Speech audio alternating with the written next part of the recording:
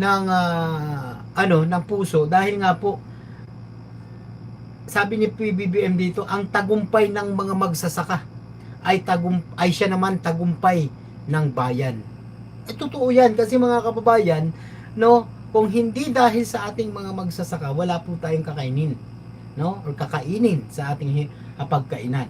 Na kung saan mga kababayan, no, sa pagtulong ng ating Pangulong Bongbong Marcos, no, sa ating pangunahing mga magsasaka, no, na mabigyan ng makinarya, no, at mapataas po ang ani at or kita ng ating mga magsasaka, na kung saan mga kababayan, biruin nyo, 'di ba?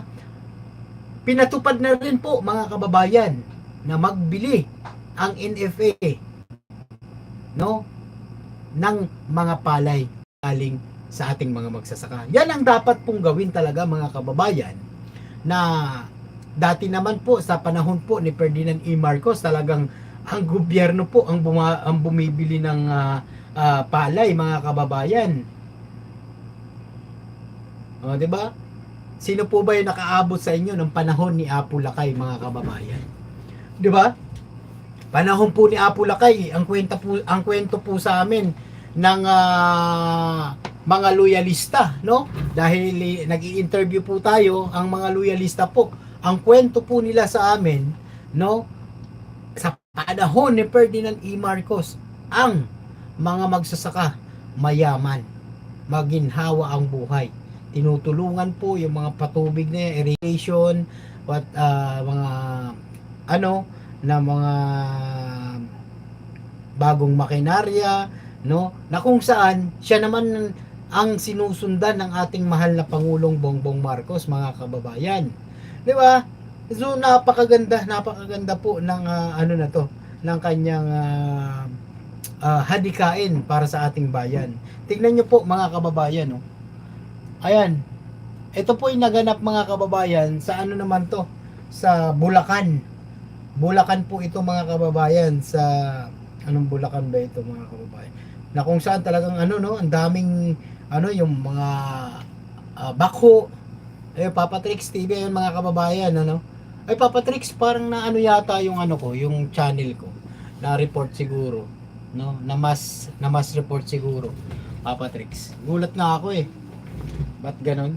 Pero siguro sa mga share nyo lang, pag na-share nyo to at kay uh, kay Maestro Paul, siguro medyo makakabangon din to. Ayan. So, ito nga mga kababayan, tagumpay ng magsasaka ay tagumpay ng bayan, no? Ang ani, ang ito yung pagka talaga niya, no?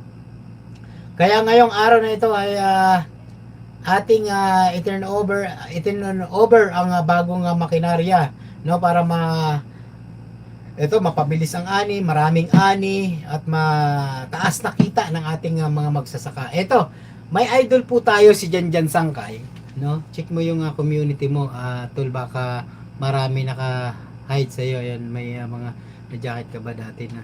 Ayun, actually tol, yung ko, hindi ako nag-jacket nga dahil nadala ako diyan.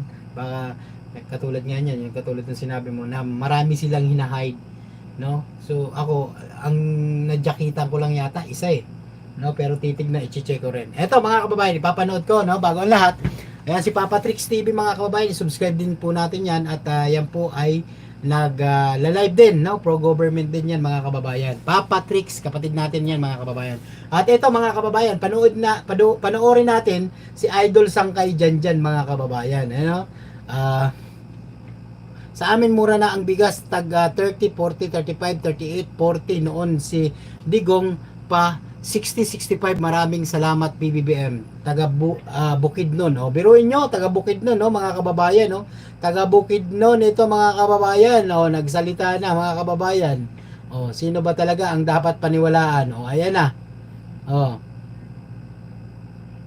Yan ang sinasabi natin mga kababayan, no, na gumaan ang buhay ng dahil kay Pangulong Bongbong Marcos. Eto, mga kababayan, pakinggan natin ang ating